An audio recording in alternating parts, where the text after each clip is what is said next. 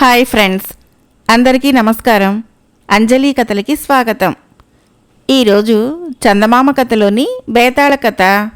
కథ పేరు ఆత్మాభిమానం. పట్టు వదలని విక్రమార్కుడు చెట్టు వద్దకు తిరిగి వెళ్ళి చెట్టుపై నుంచి శవాన్ని దించి భుజాన వేసుకుని ఎప్పటిలాగే మౌనంగా శ్మశానం కేసి నడవసాగాడు. అప్పుడు శవంలోని బేతాళుడు, రాజా, పట్టుదలతో అర్ధరాత్రి వేళ ఈ శ్మశానంలో తిరుగుతూ నువ్వు సాధించదలిచిందేమైనా ముందు దాన్ని గురించి క్షుణ్ణంగా ఆలోచించడం మేలు. అలా కానప్పుడు ఆవేశకావేశాలకు లొంగి వచ్చిన అమూల్య అవకాశాన్ని చేజార్చడం జరుగుతుంది. ఇందుకు ఉదాహరణగా వంశీకృష్ణ అనే ఒక అమాయక యువకుడి కథ చెబుతాను విను అంటూ ఇలా చెప్పసాగాడు. పూర్వము చంద్రశిలా నగర యువరాణి దేవదత్త ఒకనాడు చెలికత్తెలతో కలిసి రథంలో వనవిహారం బయలుదేరింది. రథము కాసేపటికి అడవిలోకి ప్రవేశించింది. ఆమె రకరకాల పక్షుల కిలకిలా రావాలు వింటూ పరవశించిపోసాగింది. ఇంతలో దాపుల నుంచి ఎంతో మధురమైన మురళీగానము ఆమె చెవులకు సోకి ఆశ్చర్యంతో పాటు తన్మయత్వం కలిగించింది. వెంటనే ఆమె రథం దిగి తన చెలికత్తెలతో పాటు మురళీగానం వినవస్తున్న దిశకేసి గబగబా వెళ్ళింది. ఒక మర్రి చెట్టు క్రింద 25 ఏళ్ల యువకుడొకడు కళ్ళు మూసుకొని లోకాన్ని మరిచి మురళి వాయిస్తున్నాడు. కొద్ది దూరంలో కొన్ని ఆవులు పచ్చిక మేస్తున్నాయి. యువరాణి తన చెలికత్తెలతో కలిసి నిశ్శబ్దంగా ఆ యువకుడి వెనకకు వెళ్ళింది. కొద్దిసేపటికి యువకుడు మురళిని వాయించడం మాని పక్కన పెట్టాడు. ఆ సమయంలో యువరాణి అభినందనపూర్వకంగా చప్పట్లు కొట్టింది. అప్పుడు ఆ యువకుడు ఉలిక్కిపడి తల తిప్పి చూసి కంగారు పడ్డాడు. అది చూసి యువరాణి చిన్నగా నవ్వుకున్నది. తర్వాత ఆమె ఆ యువకుడితో, నీ మురళీగానం నాకెంతో నచ్చింది. ఇంతకు నీ పేరేమిటి అని అడిగింది. నా పేరు వంశీకృష్ణ. ఈ అడవి అంచున ఉన్న పల్లెటూరు మాది. ఆవుల్ని మేపేందుకు రోజు అడవికి వస్తూ ఉంటాను అని బంగారు బొమ్మలా ఉన్న దేవదత్తను రెప్పవేయకుండా చూస్తూ జవాబిచ్చాడు వాడు. యువరాణి కాసేపు మౌనంగా ఉండి, చూడు వంశీకృష్ణ, నేనీ దేశపు యువరాణిని. నీ మురళీగానము అద్భుతంగా ఉన్నది. నీకు అభ్యంతరం లేకపోతే కోటకురా, నీకు సకల సదుపాయాలు ఏర్పాటు చేసి మంచి జీతం ఇస్తాను. నువ్వు చేయవలసిందల్లా నీ మురళీగానంతో ప్రతిరోజు మమ్మల్ని ఆనందపరచటం. తొందర లేదు, బాగా ఆలోచించుకునే ఒక నిర్ణయానికి రా. నా తృప్తి కోసం దీన్ని తీసుకో అంటూ మెళ్ళోని వజ్రాల హారాన్ని వాడికి కానుకగా ఇచ్చింది. ఆ సరికి సూర్యాస్తమయం కాబోతున్నది. వంశీకృష్ణ ఆవులను అదలించి తన గ్రామం వైపుకు మళ్లించాడు. దేవదత్త కూడా చిలకత్తెలతో కలిసి రథం ఆపిన చోటుకు బయలుదేరింది. వంశీకృష్ణకు ఆ రాత్రి నిద్ర పట్టలేదు. వాడి ఆలోచనలన్నీ యువరాణి చుట్టూ తిరగసాగాయి. రాత్రంతా ఆలోచించి వాడు చివరికి పల్లెను వదిలి రాజుగారి కోటకు వెళ్ళటానికే నిశ్చయించుకున్నాడు. ముసలి తండ్రితో వచ్చిన వంశీకృష్ణను దేవదత్త సాదరంగా ఆహ్వానించింది. కోటలోని ఒక ప్రత్యేక మందిరాన్ని వాడి నివాసానికి గాను ఇచ్చారు. ఆ రోజు నుంచి వాడి జీవిత విధానమే మారిపోయింది. యువరాణి కోరినప్పుడు తన మురళీగానాన్ని వినిపించడమే వంశీకృష్ణ పని. నెలకు 1000 వరహాల జీతం. ఇలా ఉండగా ఒకనాడు రవిచంద్ర అనే పరదేశీ ఒకడు మహారాజును దర్శించాడు. తాను మురళిని వాయించడంలో గొప్ప విద్వాంసుడని ఆ పరదేశీ యువకుడు చెప్పుకున్నాడు. ఆ సమయంలో సభలో తండ్రి పక్కనే కూర్చొని ఉన్న దేవదత్త ఆ యువకుణ్ణి మురళి వాయించమని కోరింది. అతడు ఒక అరగంట సేపు మురళిని అద్భుతంగా వాయించాడు. సభికులు ప్రశంసాపూర్వకంగా కరతాళ ధ్వనులు చేశారు. మహారాజు అతన్ని విలువైన కానుకలతో సత్కరించాడు. రవిచంద్ర మురళీగానం విన్నాక వంశీకృష్ణ గానము చాలా పేలవంగా తోచింది దేవదత్తకు. శాస్త్రీయ ధోరణిలో అతడు వాయించిన తీరు సమ్మోహనంగా ఉంది ఆమెకు. ఇక అక్కడి నుంచి వెళ్ళిపోబోతున్న అతడితో ఆమె, నీలాంటి గొప్ప సంగీత విద్వాంసుడు మా ఆస్థానాన్ని అలంకరించడం మాకు గొప్ప గర్వకారణమైతుంది అని తండ్రిని, ఇంతకు మీరేమంటారు నాన్నగారు అని అడిగింది. ఆ వెంటనే మహారాజు రవిచంద్రుణ్ణి, చూడు రవిచంద్ర, నువ్వీ రోజు నుంచి మా ఆస్థాన విద్వాంసుడివి. నెలకు 4,000 వరహాల జీతం ఇష్టమేనా అని అడిగాడు.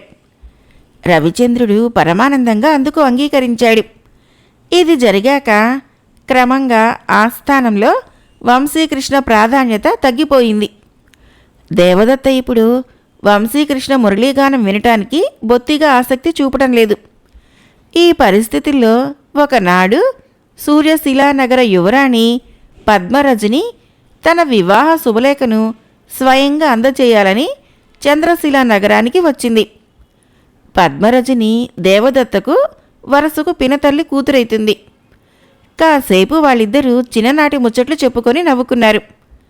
తర్వాత పద్మరజని తన చెలికత్త చేతిలోని బంగారు పంజరాన్ని అందుకొని చిలుకను బయటికి తీసి, అక్క, ఇది కేవలం మాటలు నేర్చిన చిలకే కాదు, పాటలు కూడా పాడుతుంది అని చిలక ప్రత్యేకతను వివరించింది.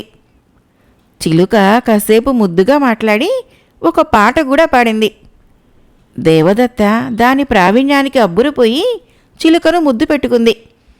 అబ్బా, నీ ముద్దు ఎంత తియ్యగా ఉందో అన్నది చిలుక. దాని మాటలకి ఆ అక్కా చెల్లెళ్ళు విరగబడి నవ్వారు.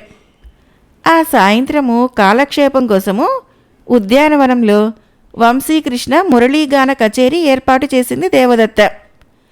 రవిచంద్రుడు ఆ రోజు ఏదో అత్యవసరమైన పని మీద పొరుగురు వెళ్లటంతో వంశీకృష్ణకు ఈ అవకాశం లభించింది.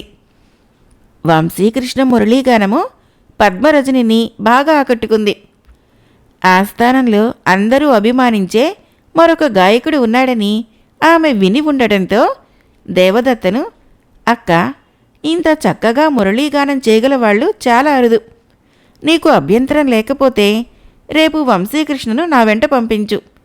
అక్కడ నాకు మంచి కాలక్షేపంగా ఉంటాడు అని అడిగింది. అలాగే రజని, కానీ వెళ్ళేటప్పుడు నీ చిలకను మాత్రం ఇక్కడ వదిలి వెళ్ళాలి సుమా అన్నది దేవదత్త మందహాసం చేస్తూ. నిరభ్యంతరంగా తీసుకో. దాని మాటలు పాటలు విని విని నాకు విసుగు పుట్టింది అన్నది పద్మరజని. అంతవరకు వాళ్ళ సంభాషణ మౌనంగా వింటున్న వంశీకృష్ణ కల్పించుకొని, మన్నించండి యువరాణి, నేను రేపు మా స్వగృహం వెళ్ళిపోవాలని నిశ్చయించుకున్నాను అన్నాడు. నువ్వు జీతం గురించి ఆలోచిస్తున్నావేమో. ఇక్కడ ఇస్తున్న దానికంటే మరి 400 వరహాలు ఎక్కువగా ఇస్తాం, సరేనా అని అడిగింది పద్మరజని, వంశీకృష్ణని ఒప్పించాలని. కానీ వంశీకృష్ణ దృఢస్వరంతో, క్షమించండి యువరాణి, మీరెంత జీతం ఇచ్చినా నేను మీ వెంట రాను. నా నిర్ణయానికి తిరుగులేదు అన్నాడు. బేతాళుడు ఈ కథను చెప్పి, రాజా, వంశీకృష్ణ తనకు సూర్యశిలా నగర యువరాణి పద్మరజని ఇవ్వచూపిన అమూల్య అవకాశాన్ని చేజార్చుకోవటము మూర్ఖత్వం అనిపించుకోదా? అంతేకాక అతడికి తనలా కాక సంగీత శాస్త్ర జ్ఞానంతో మురళి వాయించే రవిచంద్ర మీద అసూయ ఉన్నదని మనం భావించడం పొరపాటు కాదనుకుంటాను. పైగా అతడికి తన ఉన్నతికి కారణమైన యువరాణి దేవదత్త పట్ల కృతజ్ఞతాభావం ఏమాత్రమూ ఉన్నట్లు కనపడలేదు. అది సరికాదనుకుంటే ఆమె మాటను కాదనక పద్మరజని వెంట వెళ్ళిపోయేవాడు కదా. ఈ అన్ని కారణాల వల్ల వంశీకృష్ణ అసూయాపరుడు, మూర్ఖుడు, కృతజ్ఞుడు అనేగాక తనలో ఇతరుల పట్ల పెంచుకున్న ఆవేశ కావేశాలకు లొంగిపోయి నిర్ణయాలు చేసే తత్వం కలవాడన్నది నిర్వివాదాంశం కదా. ఈ సందేహాలకు సమాధానాలు తెలిసి కూడా చెప్పలేకపోయావో నీ తల పగిలిపోతుంది అన్నాడు. దానికి విక్రమార్కుడు, వంశీకృష్ణ పద్మరజని కోరిన విధంగా సూర్యశిలా నగరానికి వెళ్ళ నిరాకరించడానికి పై చెప్పినవేమీ కారణాలు కాదు. అతడు తిరిగి స్వగ్రామం వెళ్ళిపోవాలనుకోవటానికి అర్థం లేని ఆవేశం కారణం అనటం పెద్ద పొరపాటు. దేవదత్త కనీసం మాట మాత్రంగానైనా అతడి అభిప్రాయం తెలుసుకోకుండా అతన్ని పద్మరజని వెంట పంపడానికి సిద్ధపడింది. ఇది వంశీకృష్ణ ఆత్మాభిమానాన్ని తీవ్రంగా గాయపరిచింది. సహజంగా బానిసల్ని మాత్రమే వాళ్ళ ఇష్టాయిష్టాలతో నిమిత్తం లేకుండా వాళ్ళ యజమానులు క్రయ విక్రయాలు జరుపుతూ ఉంటారు. చిలుకను తనకిచ్చి వంశీకృష్ణను తీసుకుని వెళ్ళమని దేవదత్త పద్మరజనికి చెప్పింది. ఇది విన్న వంశీకృష్ణ తన ఆత్మగౌరవాన్ని, వ్యక్తిత్వాన్ని కాపాడుకునేందుకు పద్మరజని వెంట వెళ్ళటానికి నిరాకరించాడు. ఇందులో మూర్ఖత్వానికి, కృతజ్ఞతకు ఆస్కారం లేదు అన్నాడు. రాజుకు ఈ విధంగా మౌనభంగం కలగగానే బేతాళుడు శవంతో సహా మాయమై తిరిగి చెట్టెక్కాడు. కథ అయిపోయింది. ఫ్రెండ్స్, మరొక కథ చెప్పుకుందాం. ఈ కథ పేరు అక్కరకు రాని ఉపాయాలు. సదానందం అనేవాడు ఎన్నో విద్యలు నేర్చాడు. కానీ ఎందులోనూ రాణించక తల్లిదండ్రులిచ్చిన పొలాన్ని సాగు చేసుకుంటూ రోజులు వెళ్ళబుచ్చుతున్నాడు. ఒక రోజున సదానందుడికి విద్యలు నేర్పిన గురువు వాణ్ణి చూడ్డానికని వచ్చి చక్కగా వ్యవసాయం చేసుకుంటున్నాడని సంతోషించాడు.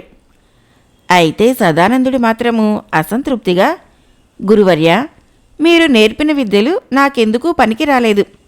లేకుంటే నేను నాకు ఆసక్తి లేని వ్యవసాయం చేపట్టి ఉండేవాణ్ణే కాదు అన్నాడు. గురువు నవ్వి, నీకు కాస్త మతిమరుపు ఉంది.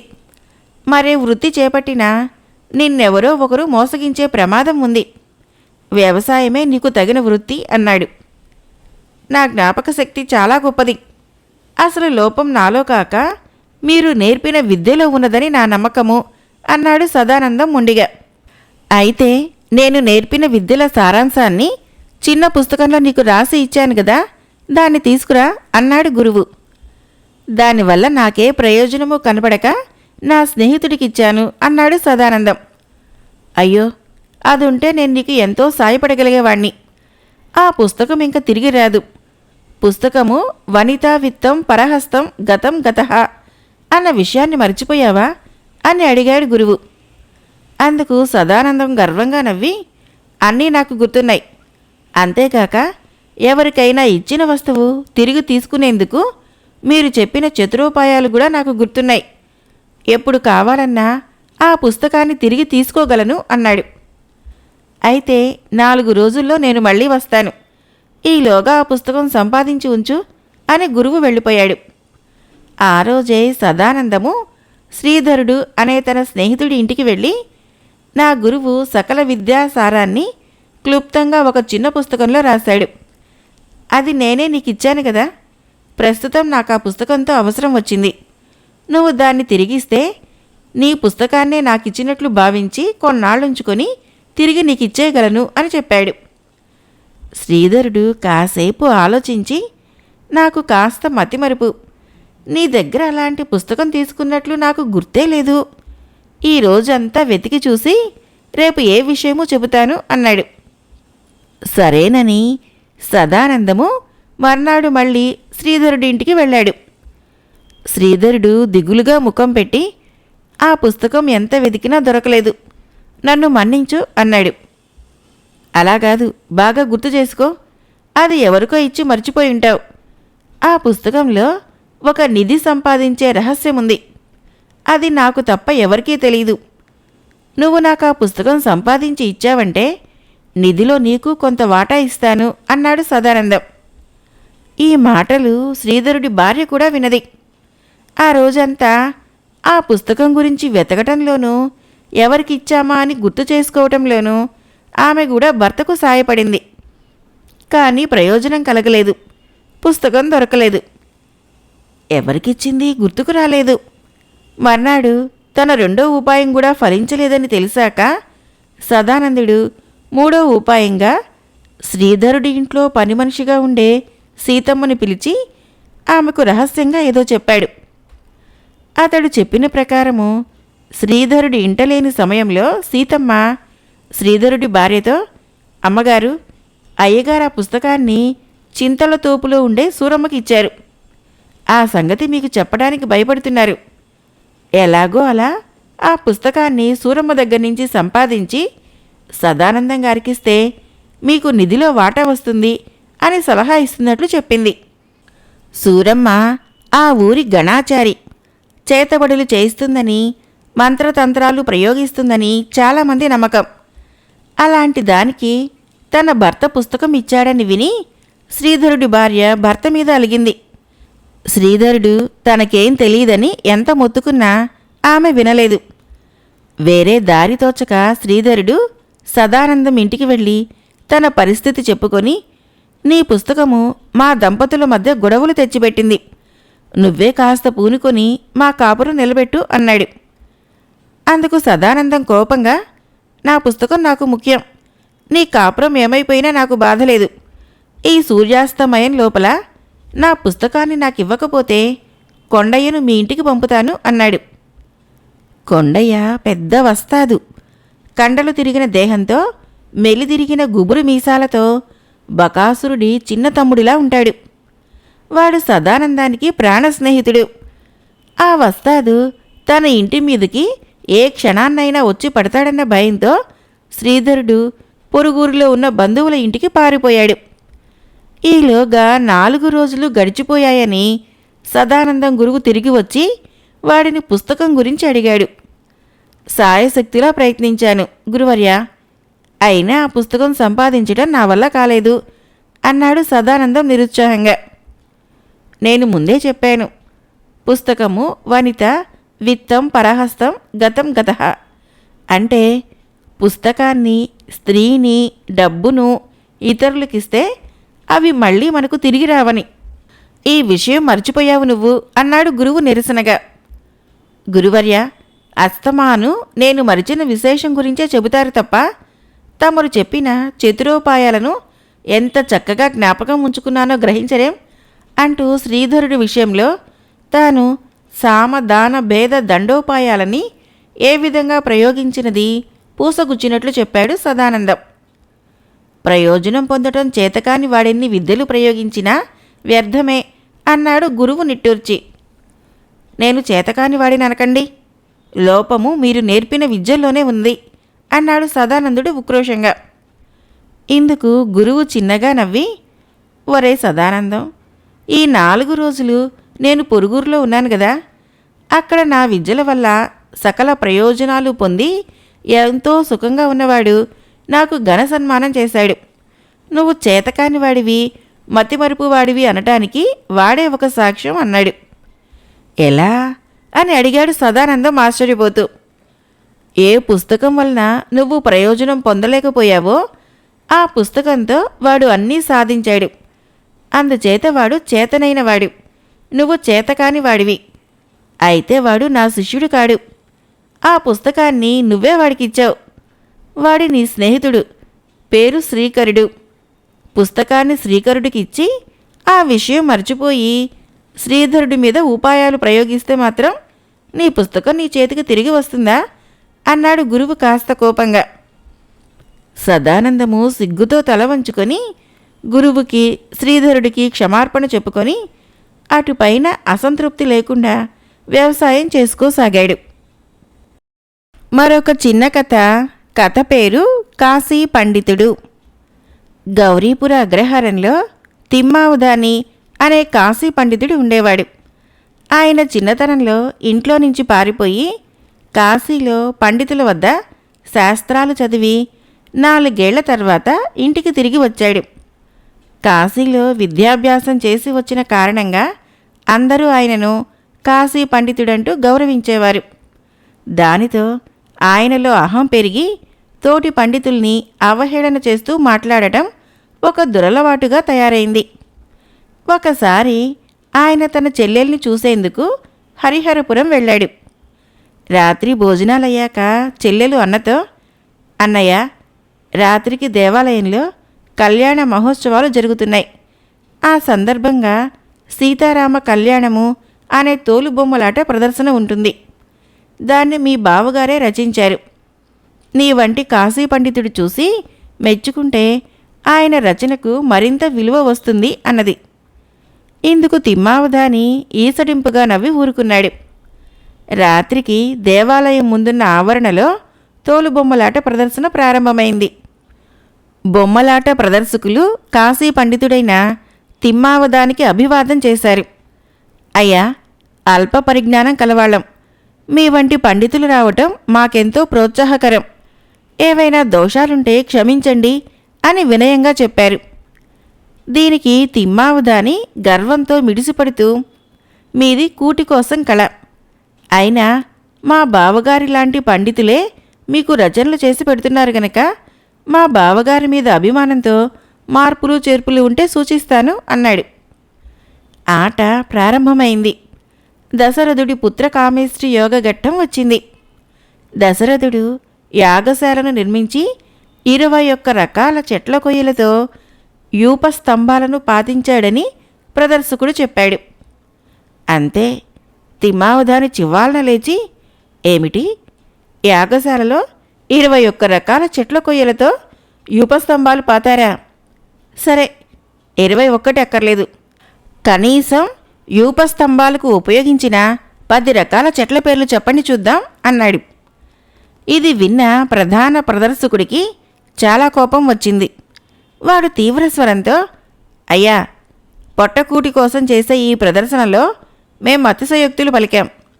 యాగశాలలో ఉపయోగించే 21 రకాల చెట్ల పేర్లు మా వంటి పామర్లకెలా తెలుస్తుంది? మీ వంటి పండితుడు ఆ 21 పేర్లు చెబితే ఇకపై చేసే ప్రదర్శనలలో వాటి పేర్లు చెప్పుకుంటాము అన్నాడు. తిమ్మావదానికి పచ్చి వెలక్కాయ నోట పడినట్లయింది. అప్పటికప్పుడు ఆ 21 చెట్ల పేర్లు చెప్పాలంటే తలకు మించిన పని. ఈ అవమానాన్నించి ఎలా బయటపడాలా అని ఆలోచించసాగాడు. ఇది గమనించిన ఆయన బావమరిది ప్రదర్శకుడితో, మా బావగారు గొప్ప కాశీ పండితుడు. ఆయనకు తెలియని విషయం లేదు. ఆ యూపస్తంభపు చెట్ల పేర్లు ఆయనే నాకు చెప్పాడు. ఆ పేర్లే నేను మీకు రాసిచ్చాను. అందుచేత ఆ పేర్లు చెప్పమని ఆయన అడగటము పండిత ధిక్కారమైతుంది. ఆ పేర్లు మీరే చెప్పి సమర్థులని పేరు తెచ్చుకునేందుకు ఆయన ఆ విధంగా మిమ్మల్ని ప్రశ్నించాడు. ఆ పేర్లన్నీ చెప్పండి అన్నాడు. జనమంతా చప్పట్లు చరుస్తుంటే ప్రధాన ప్రదర్శకుడు ఒక్కొక్క యూపస్తంభం చేయబడిన చెట్టు పేరు చెప్పసాగాడు. ఇది జరిగాక తిమ్మావదానికి తను గొప్ప కాశీ పండితుడినన్న గర్వం వదిలిపోయింది. ఆ తర్వాత ఆయన పండితులతో వినయంగా, పామరులతో మర్యాదగా మాట్లాడటం అలవాటు చేసుకున్నాడు. కథ అయిపోయింది. ఫ్రెండ్స్, నా కథలు నచ్చినట్లయితే మన ఛానల్ని తప్పకుండా సబ్స్క్రైబ్ చేయండి, లైక్ చేయండి, షేర్ చేయండి, కామెంట్ చేయండి. Thank you.